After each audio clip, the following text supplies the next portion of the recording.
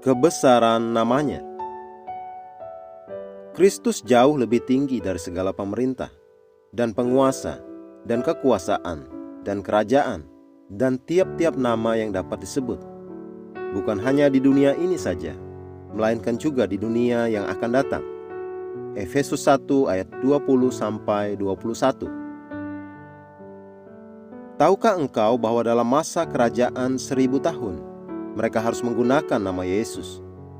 Itu adalah nama yang sama yang telah diberikan dan telah kita hidupi, jalani, gunakan, serta nikmati selama hampir 2000 tahun.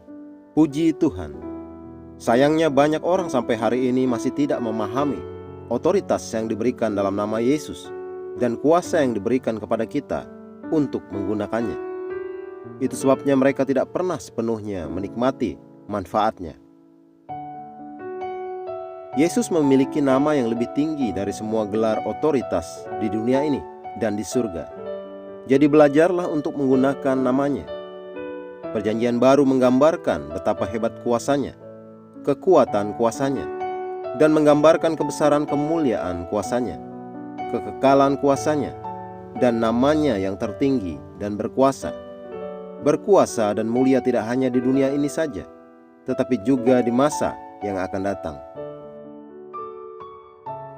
Agar kamu mengerti betapa hebat kuasanya bagi kita yang percaya, sesuai dengan kekuatan kuasanya yang dikerjakannya di dalam Kristus dengan membangkitkan Dia dari antara orang mati dan mendudukkan Dia di sebelah kanannya di sorga, jauh lebih tinggi dari segala pemerintah dan penguasa dan kekuasaan dan kerajaan dan tiap-tiap nama yang dapat disebut, bukan hanya di dunia ini saja, melainkan juga di dunia yang akan datang. Efesus 1 ayat 18-21.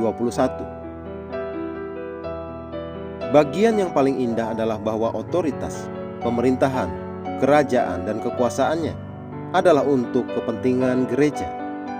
Dia adalah sebagaimana Dia adanya. Namanya menggunakan semua kuasa yang dimilikinya untuk keuntungan kita. Efesus 1 ayat 22 Alkitab versi NLT berkata, Allah meletakkan segala sesuatu di bawah kuasa Kristus dan menjadikannya kepala atas segalanya bagi kepentingan gereja.